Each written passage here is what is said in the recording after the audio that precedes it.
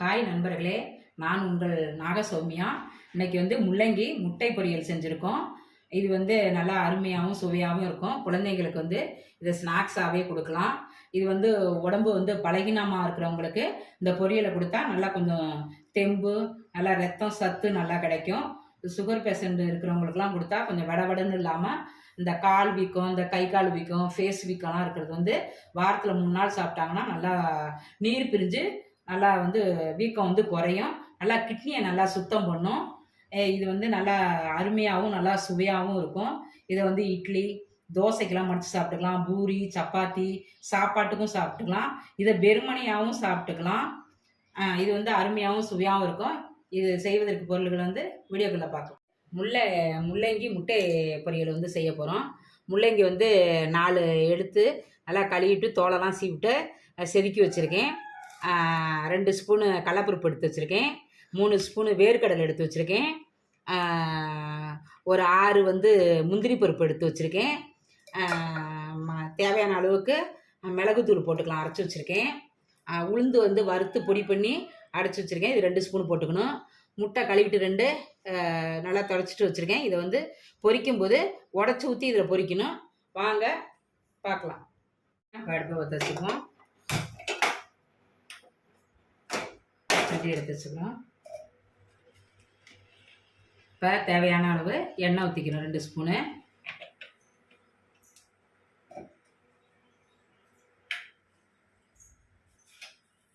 இப்போ கொஞ்சமாக கடுகு போட்டுக்கிறோம். கொஞ்சோண்டு சின்ன ஜீரகம் போட்டுக்கிறோம்.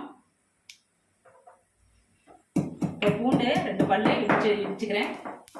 அது நல்லா டேஸ்ட்டு நல்லா செம்மையாக இருக்கும். அதுக்காக பூண்டு பல்லு 2 எடுத்து போட்டுக்கிறேன். இப்போ கடுகு பொரிஞ்சிடுச்சு. இப்போ கடுகு பொரியும் போது சிம்மை குறைச்சிட்டு இந்த பூண்டு இடித்து வச்சுருக்கோம் பார்த்தீங்களா, அதை போடணும்.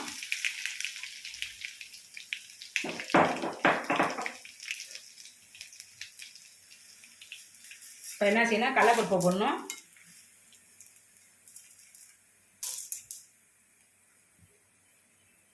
இப்போ முந்திரி பருப்பை போடணும். இப்போ வேர்க்கடலையை போடணும்.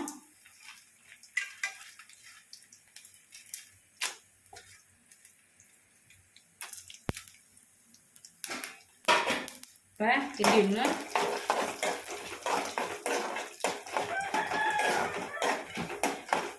ரொம்ப கருவ விடாமல் அப்படியே பொன்னிறமாக வச்சுக்கணும். இப்போ என்ன செய்யணும், அதில் முள்ளங்கி போடணும். பொன்னிறமாக பொரிஞ்சிருச்சு. இப்போ முள்ளங்கி அள்ளி போடணும்.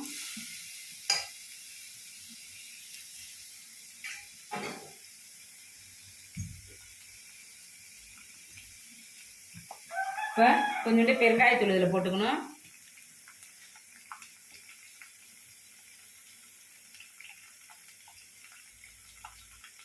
இப்போ தேவையான அளவு உப்பு போட்டுக்கிறோம், தூள் உப்பு.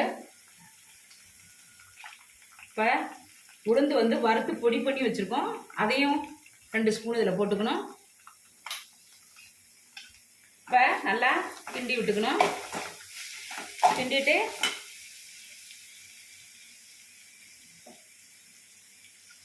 இப்போ மிளகு பொடி அரைச்சி வச்சுருக்கோம், 1 ஸ்பூனு போட்டுக்கணும்.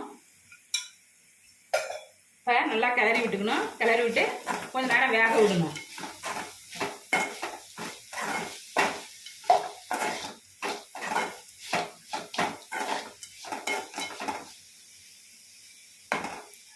இப்போ கிளறி வச்சு இப்போ கொஞ்சம் நேரம் மூடி விடணும்.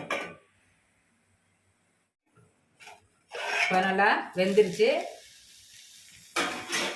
என்ன செய்யணும், முட்டையை உடச்சி ஊற்றிக்கல.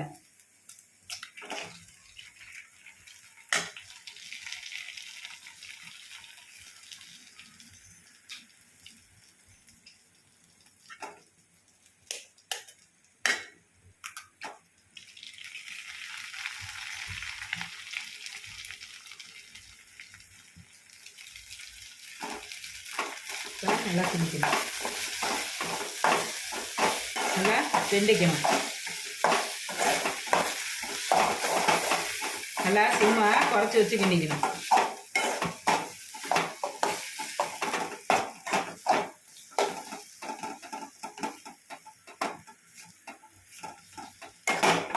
நல்லா கிண்டிட்டு கொஞ்சம் நேரம் மூடி வைக்கணும்.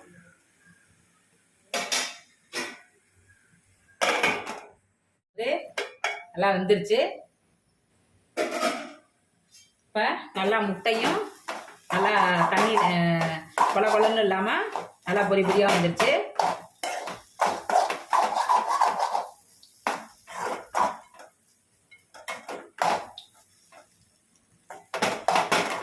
நல்லா கிண்டிட்டுன்னு நாங்கள் சாப்பிடுவோம். நாகசௌமியா சேனல் வந்து தொடர்ந்து பாருங்கள். இந்த முள்ளங்கி முட்டை பொரியல் பிடிச்சிருந்தா லைக் பண்ணுங்கள், கமெண்ட் பண்ணுங்கள். உங்கள் ஃப்ரெண்டுங்களுக்கும் உறவினர்களுக்கும் ஷேர் பண்ணுங்கள்.